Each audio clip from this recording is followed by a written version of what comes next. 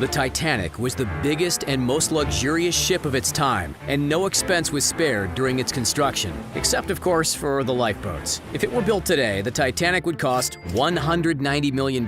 Let's travel back to 1912 and take a virtual tour of the ill-fated passenger liner. We'll show you the living quarters of some of the ship's wealthiest passengers, including multimillionaire John Jacob Astor IV. You'll get to see what the first-class dining saloon was like, and we'll show you the elegant reception room where Jack Dawson hung out. Just kidding. We'll show you the elegant reception room and magnificent grand staircase. The gangway is lowering, so let's hop on board. Don't worry about icebergs. Just sit back and enjoy the incredible voyage.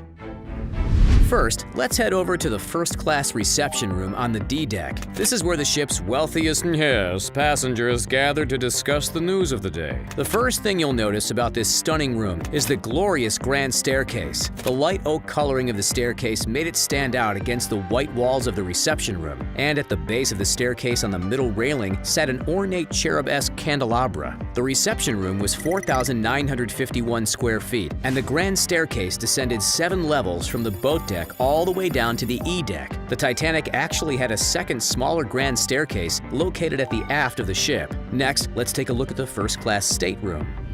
Only the richest people on board the Titanic got to stay in first-class cabins. First-class staterooms were decorated in various periodic styles, including Louis XVI, Empire Adam, Italian Renaissance, Louis XV, Regency, Queen Anne, Modern Dutch, and Old Dutch. To say that the first-class staterooms were opulent would be an understatement. A typical first-class stateroom included a luxurious dressing table, horsehair sofa, elegant wardrobe, and a marble-topped washstand with basin. The cost of a berth in a first-class cabin was $150. That's about $3,500 adjusted for inflation. The $150 admission was chump change for the Titanic's richest passenger, John Jacob Astor IV.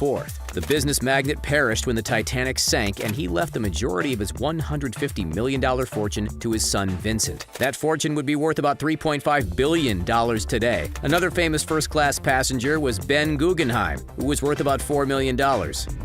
As spectacular as the staterooms were, there were actually cabins that were even more luxurious. The Titanic had 4 parlor suites, 2 of which connected to a private promenade deck. Each parlor suite consisted of 2 spacious bedrooms, a lavatory, and a grand sitting room. The sitting rooms were incredibly lavish and large enough for guests to host small parties. Guests could relax and sit by the faux fireplace or play a game of auction bridge on the large card table. Guests could even use the sitting room's desk to write a letter and then have it sent to the Titanic's post office. The cost to stay in a parlor suite was $4,350 in 1912. That's more than $100,000 adjusted for inflation. Yachtswoman, big game hunter, and patron of the arch Charlotte Drake Cardeza stayed in a parlor suite during the Titanic's maiden voyage. She had $5,500 in cash on board. That's about $132,000 adjusted for inflation. The money didn't survive the sinking of the Titanic, but Cardeza did. Good job, Cardeza!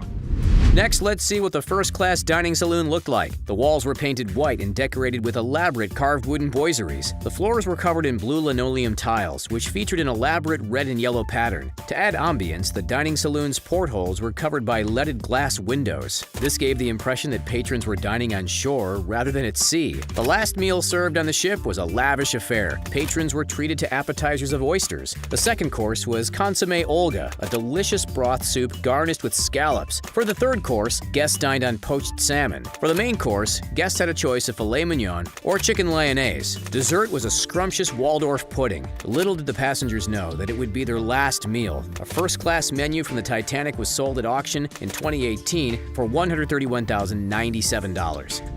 Next, let's take a look at one of the Titanic's most luxurious amenities, the Turkish baths. Only first-class passengers could access the Turkish baths, which were located in the F deck directly behind the first-class elevator and grand staircase. The walls of the baths were lavishly decorated with Middle Eastern-style blue-green tiles. The Turkish bath's central cooling room was adorned with bronze lamps and decorated in a mix of Moorish and Arabic styles. Against one wall sat a magnificent marble drinking fountain, and the ceiling was embellished with gilded beams and hanging lanterns. Women were allowed to use the Turkish baths in the morning, while male passengers used the Turkish baths in the evening.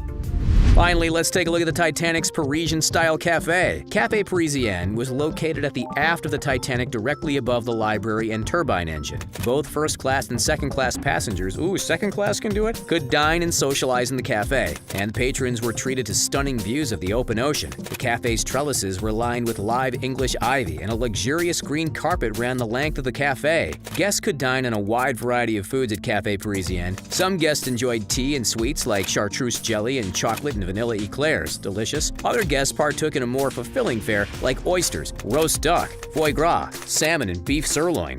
Here's a fun fact. Did you know that the Titanic movie cost more to make than the ship itself? James Cameron's Titanic had a budget of $200 million, while the Titanic ship cost $7.5 million to build, which is about $190 million adjusted for inflation. That's it, folks. Thanks for watching. Stay tuned to this channel for more great videos.